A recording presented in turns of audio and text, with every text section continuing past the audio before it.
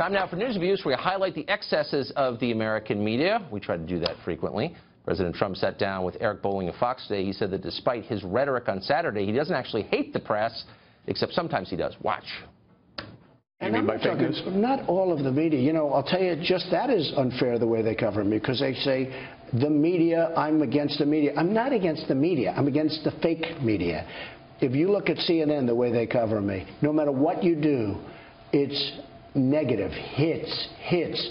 So I love the media. I think the media is great. And if I do something bad, treat me badly.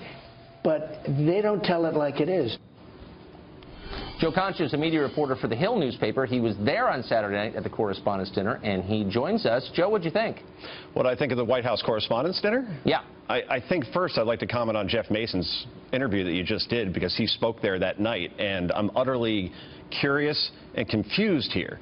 He admitted to you that under the Trump administration, Tucker, that there's never been better access. And all I know is when I watch the daily press briefings, Sean Spicer takes more questions than Josh Earnest ever did. There's more reporters in that room because of Skype and because other press passes have been given out to different kinds of reporters than ever before. I know that President Trump gave 9 major interviews last week, including with outlets like the Washington Post, Fox News, CBS News, Associated Press, Reuters, Wall Street Journal. Then I hear him on Saturday night say, there are threats to press freedoms here in the United States. We must remain vigilant. The world is watching. And I got a First Amendment pin when I walked into that dinner. So wait, I don't get it. On one hand, the Trump administration is totally about access, and on the other hand, there are press freedoms being threatened. How does that square exactly, Tucker? So I think what the reference is to is changing of libel laws. Do you think that's going to happen?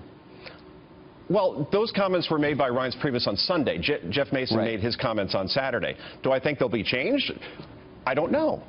I don't know. I can't answer that question. But look, it's very hard if you're a public figure to sue an outlet if they report negative news about you. That's completely false. You have to show damages. You have to show that you were that there was actual damages that occurred, and you hardly ever see anybody who went outside of Hulk Hogan who sued Gawker out of existence. But otherwise, you really don't see it happen very often. So I wasn't there. I was on the other side of the continent. I usually go. But watching the tape of it as I did today, it seemed from beginning to end hostile to the president. And let me just be totally clear. I think reporters, I think their job is to hold the powerful to account and to apply a lot of scrutiny to people in power. But this seemed personal. Did it feel that way there? Absolutely, it seemed personal. No question about it. There's a vitriol towards Donald Trump, Tucker, that we have never seen with any other president. And I base that on numbers. That's not my opinion.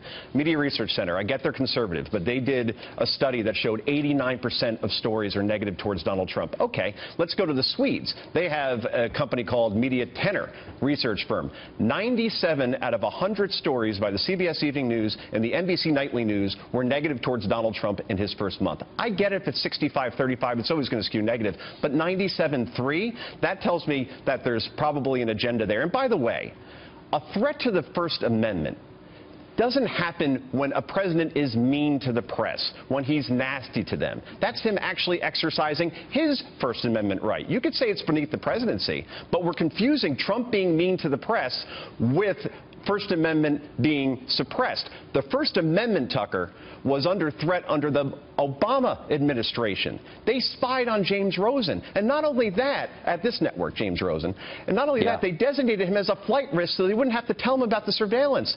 They secretly seized Associated Press phone records.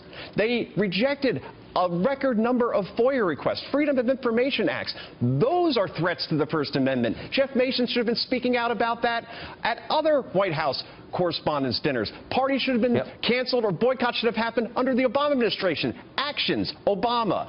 Words, Trump. That is the difference here. So let me just say, we've actually had Jeff Mason still in our studio. Jeff, would you like to respond to any of the things that Joe just said? Well, the first thing I would respond to, Joe, is that, again, sort of like at the top clip of this show, you cherry-picked my words, and you guys are critical of how reporters report. You're leaving out a good chunk of what I said. I talked about access.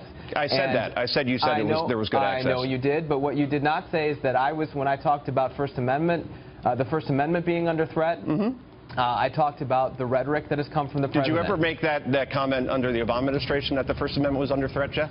I am the president of the White House Correspondents Association now. Can I ask you guys really quick one question? But you've been reporting before. Did you ever write about that before, Jeff? Let me just ask one question here. Sure, go we're ahead. almost out of time. I'm going to ask it to each of you. Do you think if tomorrow the graduating class of BYU, Brigham Young University, came to Washington and got jobs in the White House press corps, and say, 80% of the reporters working in the briefing room were graduates of BYU, do you, Jeff, first, do you think the coverage would change in any way? Do I think the coverage would change in any way? I have no idea how the coverage would change. Well, of course you do. Yeah, of course it would change. You don't think? I think that it's important for journalists who come to be part of the White House press corps or any other beat have the objective of reporting the truth. Period. Do you think, Joe, that it would change if people from a different, we call it diverse background, were brought here to Washington, not like everyone else? Do you think it would affect the coverage? Problem is, Tucker, I don't think they'd be hired. Yeah. Not in a that would be the thing. They wouldn't get the chance to do it in the first place. Gentlemen, thank you both. Thank you. My pleasure. Coming up.